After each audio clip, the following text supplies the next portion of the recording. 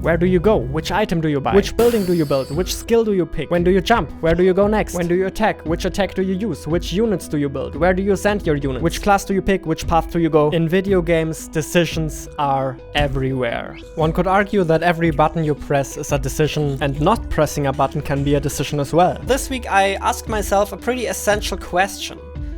What makes for an interesting, fun, engaging decision? What makes for a good decision in a game? I came up with 5 points that will fill into this pyramid as we go, and I also made a prototype to demonstrate what I'm talking about. Does a game absolutely need engaging decisions in order to work?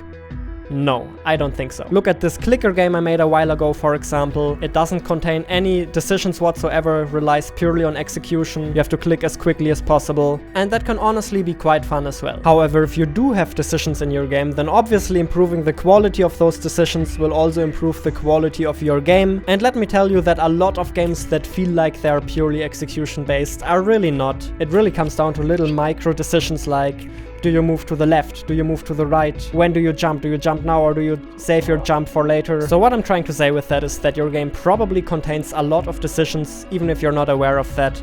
And you've got to make sure that you identify those decisions and try to make them as interesting as possible. Let's do that for my little prototype. At the moment, the game just consists of a black square that you can't interact with. It just sits there in the center of the screen, and no matter which buttons you press, nothing happens. So the first thing we need are options. You need the freedom to choose, otherwise you don't have a decision. Now I can move the square in 4 different directions, up, to the right, down and left. Now the player has a decision. There are 4 different things the player can do, but what you might realize is that your decision has absolutely no impact whatsoever. No matter where you go, after a couple of seconds, the screen looks exactly the same as before, and your decision was completely pointless. So clearly multiple options are not the only thing you need in order to make an interesting decision. The next thing you need are different outcomes. So the second point is called impact. Usually the bigger the impact, the better. In order to demonstrate that, I added a score value at the top here, and now depending on which direction I press, I will get a different outcome. For example, now I press to the right, I got 3 points. I press to the left, I got 1 point. And if I had pressed into a different direction, I would have gotten a different amount of points. And here we can start seeing the next problem. Sure, all of my options have different outcomes, but there is no clear cause-effect relationship. I don't know, why did I get 2 points there? Why did I get 1 point here? So the next thing we need in order to make a decision interesting is a clear cause-effect relationship. Let's just call that understanding. Whenever something happens, the player should be able to understand which of his decisions was the cause for that. Here I just did that by displaying the amounts of points you will get when moving in each direction. Now the player can make a more informed decision, and even more importantly, when you make a move, you know where your points are coming from and why you got them. Here I got a 3 popping up. Got a 3 popping up. That was because I moved to the top and there were 3 dots there. A good decision allows you to understand and therefore learn from your mistakes. Alright, we're clearly not done, so what else do we need to make an interesting decision? Here, no matter where I move, the points around me are randomly generated, so each of my decisions doesn't really impact any of my next decisions. Every decision stands on its own. That is not really interesting. So a way to make any decision significantly more interesting is if every single decision has an impact on your future decisions. That gives a decision meaning, and usually it also helps to strengthen the impact. I have the decision right now. Do I go to the left? That will give me 3 minus points. Those orange ones are minus points. Or I could also go to the top. That would give me 3 points. To the right, 1 point down. Depending on where I go, that will open up different opportunities and different decisions I can take. If we would have a look at this decision on its own, then going to the left would clearly be the better call. But if we look at the future decisions, then going to the right is probably the better move because there are way more points over here. That just instantly increases the complexity of the entire game, which is something we'll absolutely need for our next requirement, which is the challenge a decision can provide. If the quote-unquote correct answer is too obvious to the player, that can render the entire decision absolutely pointless. And as you can see here it's really easy. It still really doesn't matter where I go. It is very obvious what the best moves are. Collect all of the green stuff, don't collect any of the orange stuff. There's not really a lot of things you have to worry about. So what we need to do is we need to make it more challenging to predict which move will have the best outcome. It shouldn't be impossible to predict that, but it should be challenging. That's where the challenge is coming from. That's where the real fun and the real mastery is coming from. And in order to do that, I added a lot more orange minus points here, and I added another rule. Whenever you cross an empty field, you will lose a life. Here in the center you can see I have 16 lives. And whenever I enter an empty field, I will lose a life. If I'm out of lives, then it's game over.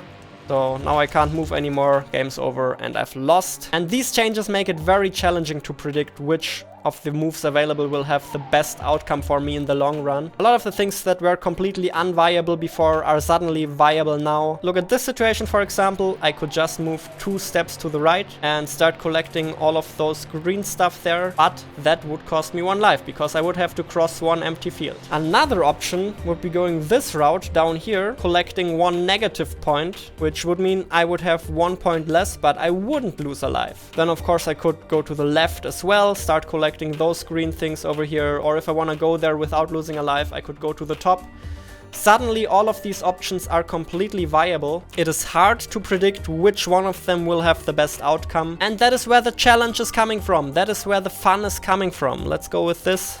Here you can see that not all options are always equally viable. For example, going to the right in this situation wouldn't make a lot of sense. That would probably cost me a lot of life. So that is very easy to predict, right? It's very easy to predict that going to the right will not result in a good outcome. But then going to the top, going to the left, and going downwards are all options that I still have to consider that could still all result in a good outcome for me. And that is what makes for an interesting decision. What I find really fascinating about this pyramid is that no matter which one of those 5 points you remove, the decision just doesn't work anymore. It wouldn't be fun, it wouldn't be interesting, it wouldn't be engaging anymore. Perhaps you can remove the challenge for sandbox games that are about creative expression. If you eliminate meaning and understanding, then what you're left with is gambling. And if you remove one of the bottom 2s, then what you're left with is not a decision anymore. Another super exciting thing that I didn't expect to find going into this is that by designing one good decision and then just repeating that decision, you basically designed an entire game.